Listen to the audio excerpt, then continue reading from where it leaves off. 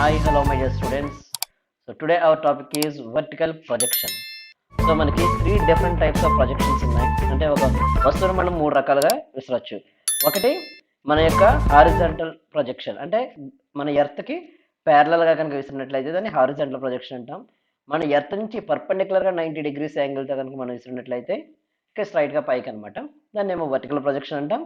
అలా కాకుండా ఎర్త్కి ప్యారలల్గానే కాకుండా పర్పెండిక్యులర్గానే కాకుండా మధ్యలో ఏదైనా ఒక యాంగిల్తో కనుక విసిరినట్లయితే దాన్ని ఏమో ఆబ్లిక్ ప్రొజెక్షన్ అంటాం. So out of all three, ఈ వర్టికల్ ప్రొజెక్షన్లో మనం ఈరోజు క్లాస్లో అది ఆ విధంగా మనం విసిరినప్పుడు అది ఎంత హైట్కి వెళ్తుంది, అంటే మ్యాక్సిమం హైట్, అలా పైకి వెళ్ళడానికి ఎంత టైం పడుతుంది, దాన్ని ఏమో టైమ్ ఆఫ్ అసెంట్, కిందకి రావడానికి ఎంత టైం పడుతుంది, time of decent.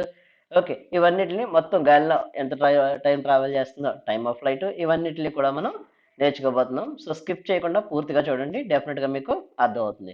So before that, if you are watching our channel first time, please subscribe, share and click the bell icon. Thank you.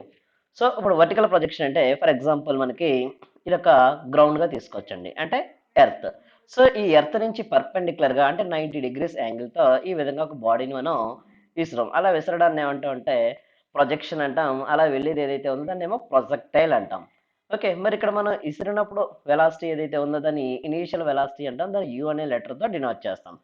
మరి ఇలా పైకి వెళ్తున్నప్పుడు ఏమవుతుంది, దాని యొక్క స్పీడ్ అనేది తగ్గుతూ ఉంటుంది. అందువల్ల మనం రేట్ ఆఫ్ చేంజ్ ఆఫ్ స్పీడ్నే మనం వెలాసిటీనే యాక్సలరేషన్ అంటాం. ఇక్కడ ఆ యాక్సలరేషన్ అనేది గ్రావిటేషనల్ ఫోర్స్ వల్ల కాబట్టి దాన్ని మనం యాక్సలరేషన్ డ్యూ టు గ్రావిటీ అంటాం. డిక్రీజ్ అవుతుంది కాబట్టి మైనస్ తీసుకోవడం జరిగింది. అది మ్యాక్సిమం ఒక పర్టికులర్ పాయింట్ని రీచ్ అవుతుంది, దాన్నే మనం మ్యాక్సిమం హైట్ అంటాం. మరి మ్యాక్సిమం హైట్ దగ్గర వెలాసిటీ ఏమవుతుందంటే జీరో అవుతుంది, దాన్నే మనం ఫైనల్ వెలాసిటీ అంటాం. Final velocity v equals to zero. మరి ఇదే ఫైనల్ వెలాసిటీ అనేది బాడీ అనేది కిందకు వస్తున్నప్పుడు ఓకే ఏమవుతుందంటే ఇనీషియల్ వెలాసిటీ అవుతుంది కాబట్టి యూ ఈక్వల్స్ టు ఏం తీసుకోవచ్చు అంటే జీరోగా తీసుకోవచ్చు. మరి కిందకు పడుతున్నప్పుడు ఏమవుతుంది, స్పీడ్ అనేది ఇంక్రీజ్ అవుతుంది కాబట్టి యాక్సలరేషన్ డ్యూ టు గ్రావిటీని ఏమో ప్లస్ జీగా తీసుకోవచ్చు. అదేవిధంగా అది ఎర్త్ని రీచ్ అయినప్పుడు వెలాసిటీ ఫైనల్ వెలాసిటీగా తీసుకుంటే ఇక్కడ విగా తీసుకోవచ్చు. ఇప్పుడు మనం చేయబోయేది ఏంటంటే మ్యాక్సిమం హైట్, మనం విసిరిన బాడీ అనేది ఎంత మ్యాక్సిమం హైట్కి వెళ్ళడానికి అవకాశం ఉంది అంటే H maximum and time of flight, ఇవన్నీ కూడా మనం క్యాలిక్యులేట్ చేయబోతున్నాం. ఫస్ట్ మ్యాక్సిమం హైట్ని మనం కాలిక్యులేట్ చేయడం కోసం ఏం చేయాలంటే యాక్చువల్లీ మ్యాక్సిమం హైట్ అంటే ఏంటి, the maximum distance travelled by A vertically projected body before it's velocity becomes zero. అంటే ఒక బాడీ అనేది దాని యొక్క వెలాసిటీ అనేది జీరోకి వెళ్ళే ముందు ఎంత హైట్కి అయితే వెళ్ళిందో, ఎంత డిస్టెన్స్ అయితే ట్రావెల్ చేసిందో దాన్ని మనం మ్యాక్సిమం హైట్గా చెప్పుకుంటాం. మరి ఇలాంటి ఈక్వేషన్స్ అన్నిటిని మనం సాల్వ్ చేయడానికి మనకు కావాల్సినవి ఏంటంటే kinematic equations, three equations. So already మనం నేర్చుకున్నాం. సో అవేంటంటే v equals to u plus a t అని, okay, v square minus u square equals to 2as and s equals to UT plus half a t square. ఈ three equations మీకు derivation కావాలంటే description బాక్స్లో ఇవ్వడం జరిగింది. సో వాటి నుంచి మనం నేర్చుకోవచ్చు. ఓకే, ఇప్పుడు చూద్దాం, వన్ బై వన్ చూద్దాం. హెచ్ మ్యాక్సిమం సో ఈ విధంగా వెళ్తుంది. ఇనీషియల్ వెలాసిటీ ఎంత అనుకున్నాం మనం, ఇనీషియల్ వెలాసిటీ యూ అనేది యూ అనుకున్నాం. యాక్సలరేషన్ డ్యూ టు గ్రావిటీ ఎంత, a equals to minus g. Final velocity ఎంత, v equals to zero. And అది ట్రావెల్ చేసిన డిస్టెన్స్ని ఏమనుకుందామంటే డిస్టెన్స్ని హైట్ అనుకుందాం. సో ఎందుకంటే వర్టికల్గా కాబట్టి హెచ్ అనుకున్నట్లయితే సో అప్పుడు ఈక్వేషన్ ఏమవుతుందంటే ఈ మూడు ఈక్వేషన్లో ఏ ఈక్వేషన్ మనం యూజ్ చేయాలి.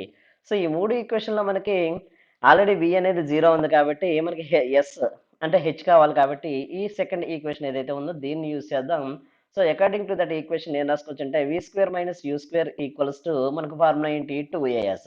సో వి అంటే మనకి ఎంత, జీరో కాబట్టి zero square minus u square equals to 2 into minus g, a అంటే మైనస్ జీ కాబట్టి into H.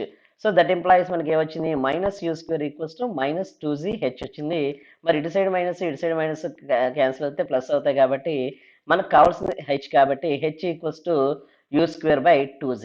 So this is the formula for maximum height. అంటే హెచ్ అనేది దేని మీద డిపెండ్ అయ్యింది ఇక్కడ, యూ అంటే ఏంటి, ఇనీషియల్ వెలాసిటీ మీద డిపెండ్ అయ్యింది. That means H is directly proportional to the square of the initial velocity, ఎందుకంటే జీ అనేది ఇక్కడ కాన్స్టెంట్ కాబట్టి. Okay, next time of flight. Time of flight అంటే ఏంటి, so the time taken by the body, vertically projected body to reach the maximum height. So time of flight, time of ascent, sorry, time of assigned.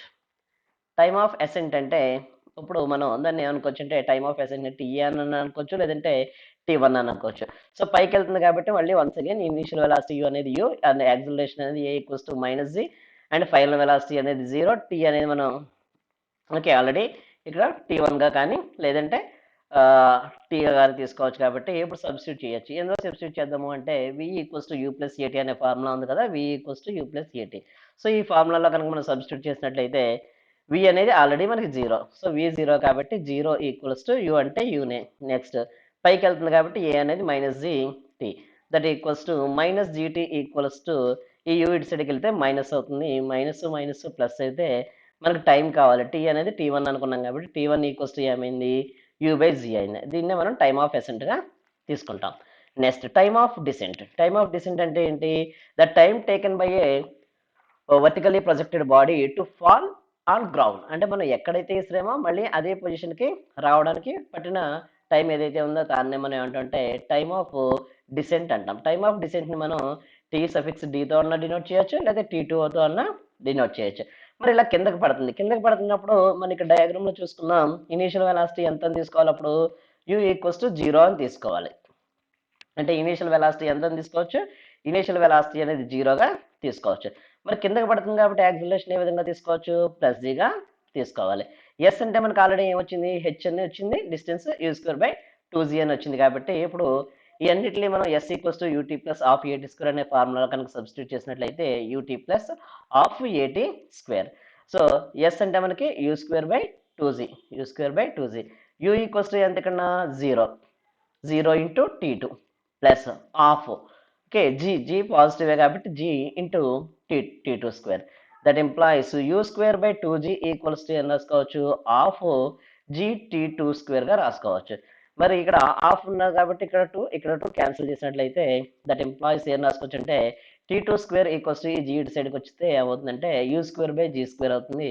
మనకి T2 కావాలి కాబట్టి both sides square root చేసినట్లయితే T2 equals to u by g అయింది. So ఇక్కడ మనకి T1 you by g అయింది, T2 కూడా you by g అయింది. దాని ప్రకారం మనం ఏం చెప్పొచ్చు, okay time of ascent is equals to the time of descent గా చెప్పుకోవచ్చు. అంటే T1 ఈక్వల్స్ టు T2 గా చెప్పుకోవచ్చు. అంటే కింద నుంచి బాడీ అనేది మ్యాక్సిమం హైట్కి వెళ్ళడానికి ఎంత టైం అయితే పడుతుందో ఆ మ్యాక్సిమం హైట్ నుంచి మళ్ళీ మనం విసిరిన పొజిషన్కి రావడానికి కూడా అంతే టైం పడుతుంది అనమాట.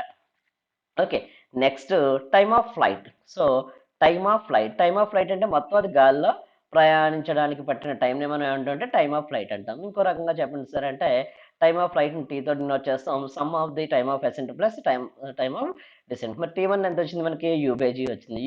T2 ఎంత వచ్చింది, యూ బై జీ వచ్చింది. దేర్ ఫర్ టీ ఈక్వల్స్ ఏమవుతుంది, u by g plus u by g two u by g అవుతుంది. This is the formula for time of flight. Okay next ఇప్పుడు మరి ఆ విధంగా పైకి వెళ్ళింది, ఆ బాడీ అనేది మళ్ళీ కిందకి రీచ్ అవుతుంది. ఓకే అలా రీచ్ అయినప్పుడు ఫైనల్గా గ్రౌండ్ రీచ్ అయినప్పుడు సో దాని యొక్క స్పీడ్ ఎంత ఉండొచ్చు ఒకసారి చూద్దాం. Velocity on reaching the point of projection. So point of projection. Okay yes ఇప్పుడు మనం ఏం తీసుకోవచ్చు అంటే జనరల్గా ఓకే ఇనిషియల్ వెలాసిటీ ఏమో పైనుంచి కింద పడుతున్నప్పుడు యూ ఈక్వల్స్ టు జీరో, కిందకి పడుతుంది కాబట్టి యాక్సిలరేషన్ అనేది పాజిటివ్గా తీసుకోవాలి. డిస్టెన్స్ అనేది హెచ్కి ఈక్వల్, హెచ్ అనేది u square by two g and final velocity నేను అనుకున్నాను అంటే ఇక్కడ వీనే అనుకున్నాను. ఇప్పుడు మనం ఫార్ములా తీసుకుందాం. ఏ ఫార్ములా తీసుకుందాం అంటే మనకి కైనమెటిక్ ఈక్వేషన్స్ నుంచి ఉన్న v square minus u square equals to two a s అనే ఫార్ములా తీసుకుంటే వి స్క్వేర్ అంటే వి స్క్వేరే, పైనుంచి కిందకి పడినప్పుడు ఇనిషియల్ వెలాసిటీ జీరో కాబట్టి zero square. Okay two into g a అంటే ప్లస్ జీ, ఎస్ అంటే మనకి ఏమొచ్చింది u square by two g వచ్చింది. సో ఇప్పుడు మనం ఈ టూ జీని క్యాన్సిల్ చేస్తే అప్పుడు వి స్క్వేర్ ఈక్వల్స్ టు ఏమైంది యూ స్క్వేర్ అయింది. దట్ ఎంప్లాయీస్ బోత్ సైడ్స్ మనం స్క్వేర్ రూట్ చేసినట్లయితే ఏమవుతుంది వి ఈక్వల్స్ టు యూ అవుతుంది. అంటే మనం ఎంత వెలాసిటీతో అయితే పైకి ఇస్తామో అంతే వెలాసిటీతో అది కిందకు వస్తుంది అనమాట. Okay so this is very very important question. For more this type of questions, please subscribe my channel. Thank you.